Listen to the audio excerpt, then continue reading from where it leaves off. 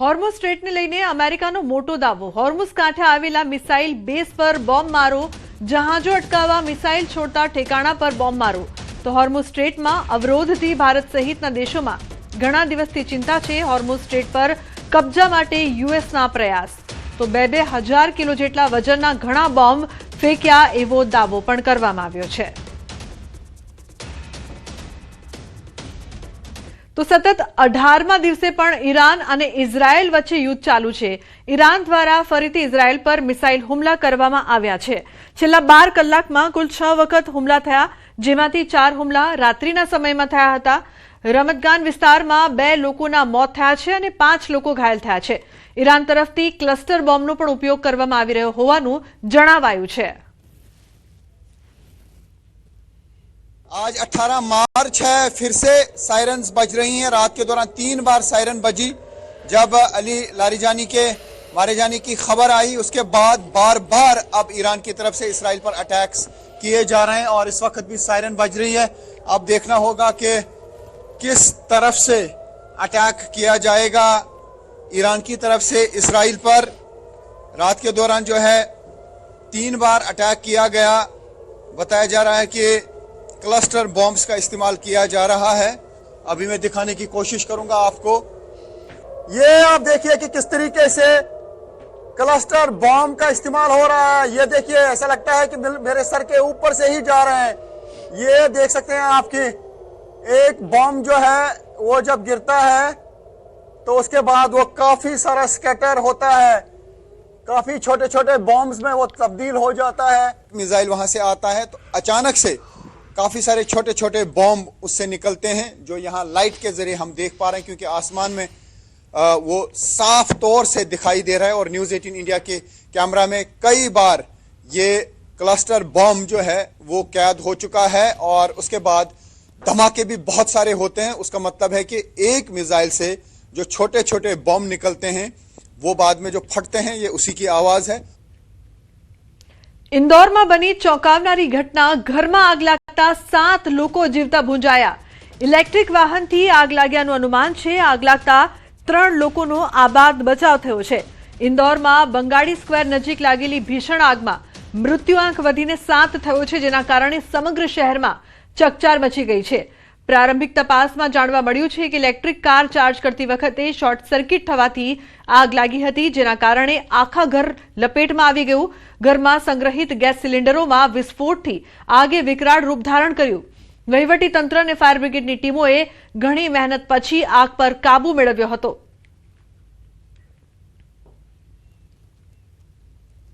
જમ્મુ કાશ્મીરના ભદ્રવાહમાં કાર નદીમાં ખાબકી। કારમાં 2 વ્યક્તિ સવાર હતા। ઘાયલોમાં એક વ્યક્તિની ઓળખ થઈ છે।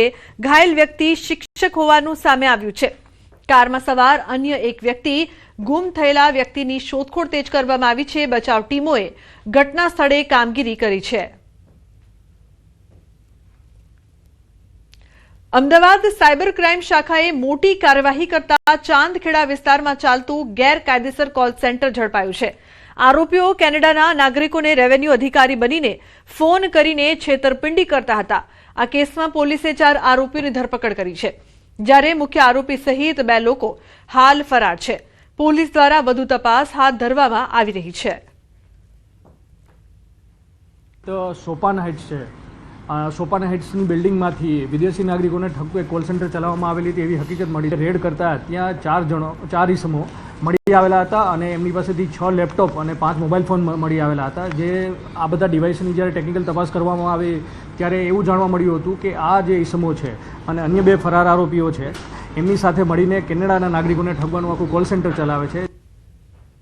ગુજરાત સરકારનો મહત્વાકાંક્ષી સેતુ કાર્યક્રમ, જેનો મુખ્ય હેતુ છે સરકાર પ્રજાના દ્વારે પહોંચે અને લોકોના પ્રશ્નોનો સ્થળ પર નિકાલ આવે, પરંતુ ધાનેરામાં આ હેતુ જાણે કાગળ પર જ રહી ગયો હોય તેમ લાગે છે। ધાનેરા નગરપાલિકા દ્વારા આયોજિત 2 દિવસીય સેવા સેતુ કાર્યક્રમમાં પહેલા દિવસે તંત્રની ઘોર બેદરકારી સામે આવી। યોગ્ય પ્રચાર પ્રસારના અભાવે આખો કાર્યક્રમ માત્ર એક ઔપચારિક બનીને રહી ગયો છે।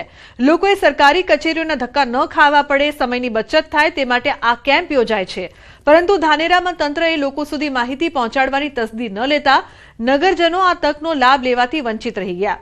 ત્યારે ધાનેરા નગરપાલિકાના અધિકારીઓની આવી ઉદાસીનતા સરકારના અભિગમ પર સવાલો ઊભા કરે છે।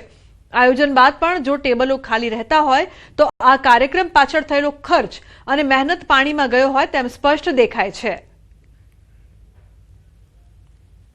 આમાં શું છે, ગ્રામ્ય વિસ્તારમાં તો અમને પૂરો સપોર્ટ મળ્યો છે। રોજ 100-150 દાખલા અમે એક પ્રકારના કાઢેલા છે। કદાચ અહીંયા સિટીમાં એવું બની શકે કે લોકોને મામલતદાર ઓફિસમાં રોજ આવીને કામ થતું હોય, એટલે સિટીના સેવા સેતુમાં કદાચ પબ્લિકનો તમને અભાવ જોવા મળ્યો હશે। બાકી અહીંયા સેમ એટલે મતલબ સિટીમાં જ છે, એટલે અહીંયા પણ એમને દાખલો મળી શકે, ઓફિસમાં પણ મળી શકે। બાકી અમને પૂરો સહકાર દરેક જગ્યાએ મળેલો જ છે અને લોકો આવે છે દાખલા અને એમની કામગીરી માટે। સેવા સેતુનો હેતુ એ હોય છે કે લોકોને એક જ જગ્યા પર તમામ જે દાખલાઓ છે તે મળી રહે, પરંતુ આપણે દ્રશ્યો બતાવીશ કે મોટાભાગના જે ટેબલો છે તે ખાલી જોવા મળી રહ્યા છે। એક તરફ સરકાર સેવા સેતુ માટે ખર્ચ કરતી હોય છે, પરંતુ જે અધિકારીઓ હોય છે તેમની અણઆવડત કે પછી અનિચ્છાના લીધે કે આયોજનના અભાવ જે હોય છે તેના લીધે અધિકારીઓ જે છે તે જાણ નથી કરતા, લોકોને અને અરજદારોને જાણ નથી કરવામાં આવતી, તેથી અરજદારો અહીંયા નથી પહોંચતા અને તેના લીધે જ આ જે ટેબલો છે તે ખાલી અત્યારે જોવા મળી રહ્યા છે। મોટા મોટા દાવાઓ કરવામાં આવે છે કે સેવા સેતુ માટે અમે રિક્ષાઓ ફેરવીએ છીએ, અમે લોકોને જાણ કરીએ છીએ, પરંતુ લોકોને જાણ ન હોવાના લીધે જ અત્યારે મોટાભાગના ટેબલો જે છે તે ખાલી જોવા મળી રહ્યા છે। કિશોર તુવર, ન્યૂઝ 18 ગુજરાતી, બનાસકાંઠા। ગાંધીનગરમાં વિધાનસભા સત્ર દરમિયાન ગીર સોમનાથ અને જૂનાગઢ જિલ્લાની સરકારી શાળાઓમાં ઓરડાની ઘટના મુદ્દો ઉઠ્યો છે। કોંગ્રેસના ધારાસભ્ય વિમલ ચુડાસમાએ આ મુદ્દે સરકાર પર પ્રહાર કરતા જણાવ્યું કે ગીર સોમનાથ જિલ્લામાં 152 અને જૂનાગઢ જિલ્લામાં 107 જેટલા ઓરડાની ગંભીર ઘટ।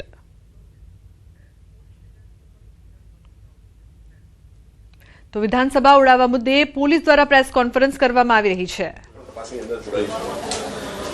હવે તો પહેલે ગાંધીનગર પોલીસ ગુના દાખલ કરશે, પછી ડીજી સાહેબ નક્કી કરશે કે કઈ એજન્સી સાથે જોડશે।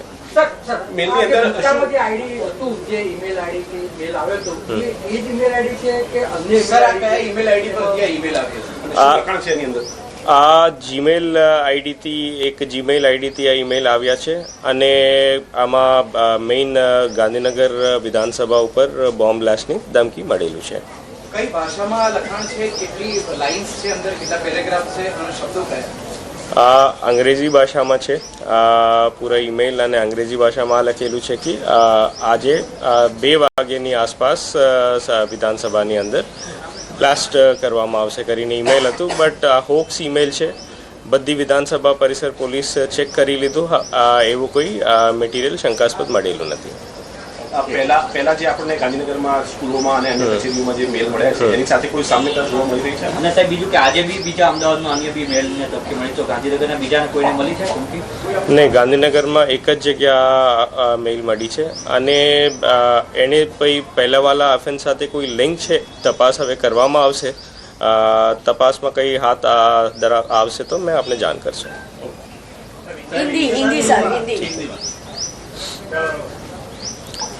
आज सुबह गुजरात विधानसभा में बॉम्ब ब्लास्ट की धमकी वाली ईमेल मिली थी।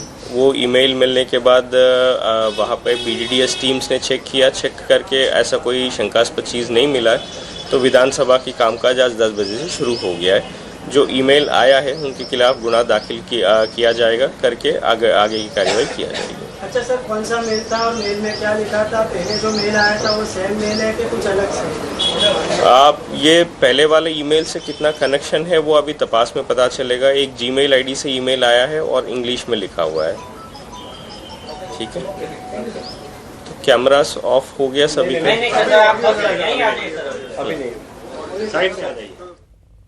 તો જે પ્રકારથી આ મેલ અંગે હવે તપાસ કરવામાં આવશે। ઉલ્લેખનીય છે કે વિધાનસભાની કામગીરી હાલ શરૂ કરી દેવાઈ